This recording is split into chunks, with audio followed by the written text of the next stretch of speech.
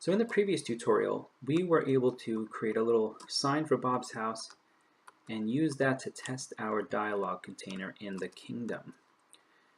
But now, Bob's getting pretty lonely. We want to give him a neighbor. Okay, so let's start setting up a neighbor here for Bob. Let's go to the kingdom.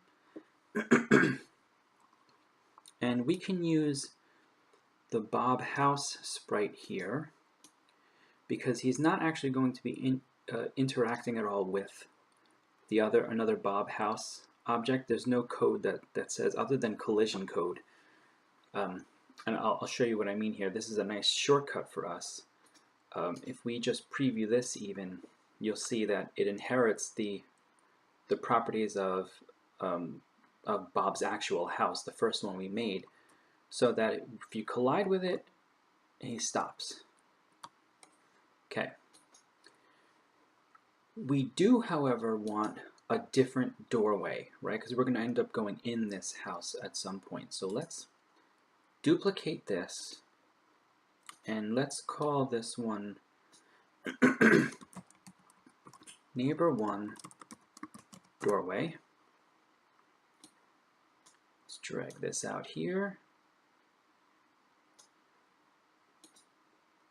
Okay. And let's duplicate the sign and call this one neighbor1 sign. I should really fix this. There's just one sign.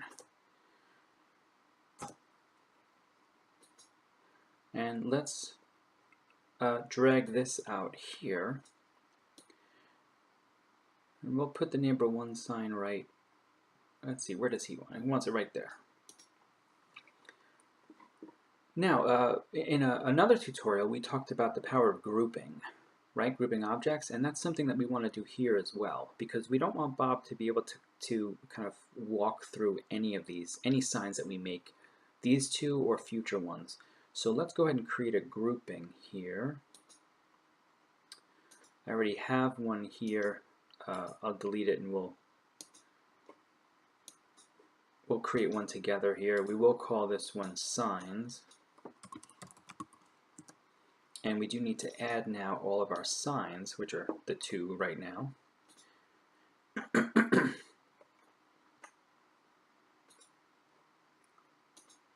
Let's hit apply.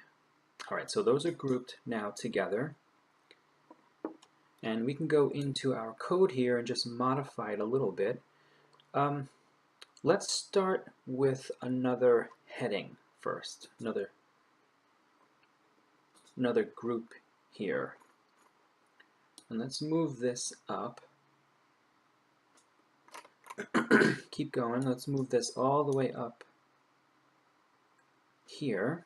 We want it underneath this collision group still. Let's call this group signs. Let me move this down past these other collision points. And let's move Bob's sign underneath here so that this all becomes one part.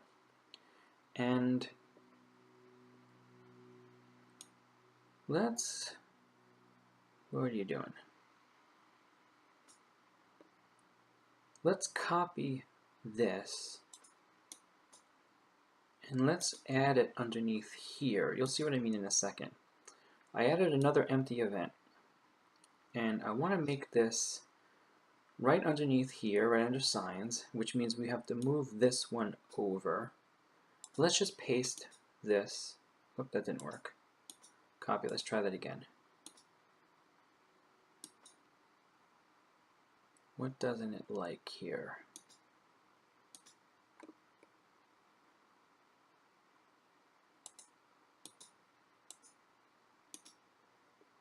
Oh, it wants me to paste it right in there. There we go. Okay. Let's change this so that when Bob is in collision with our group signs, that means all of them, we want to move Bob away from our group of signs.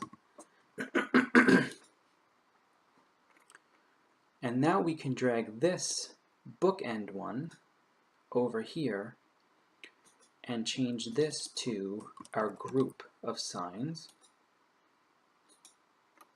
And now what this says is, when Bob is in collision with any of our signs, move him away. When Bob is not in collision with any of our signs, hide the dialog layer.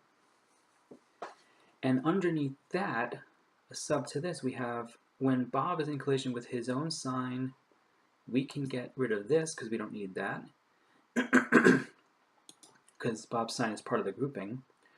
But we can keep this if all of these conditions are true. He's in collision with his sign, and the space key is released. We want to do this. Let's see if Bob's sign still works.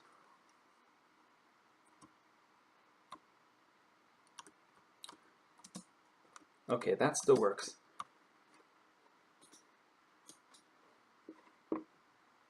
But I have to move this over. I see how I was off by 1? That has to connect with the above. There we go. See now how these connect? Now it should be hidden, the dialog. Good. All right.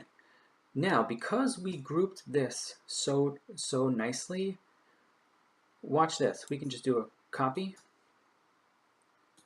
collapse it, add a new event here, paste it in. I'll get rid of this empty one now. And let's change this to neighbor 1's sign, or neighbor 1's sign. And now we just need to change these objects to neighbor 1. This this variable, which we haven't created yet, I suppose we should. Let's go ahead and do that. Let's create our variable first. Let's go into neighbor 1's sign, and we'll edit the object variable. Now notice, because I did a duplicate, it also duplicated our variables. Not the worst thing in the world, right? Because we can just change this to neighbor 1 sign reads. And whose house should this be? Let's see. The home of Jimmy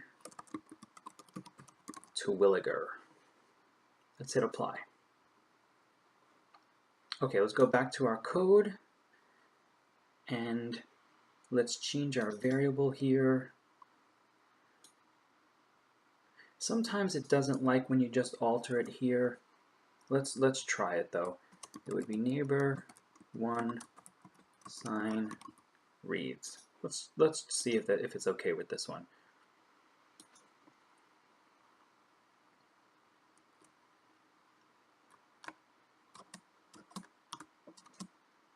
No, it doesn't like it. Sometimes you can get away with that, sometimes not. All right, let's go back in and actually do the work of choosing it. Okay, let's delete this. We want common expressions for all objects. Variables, objects variable.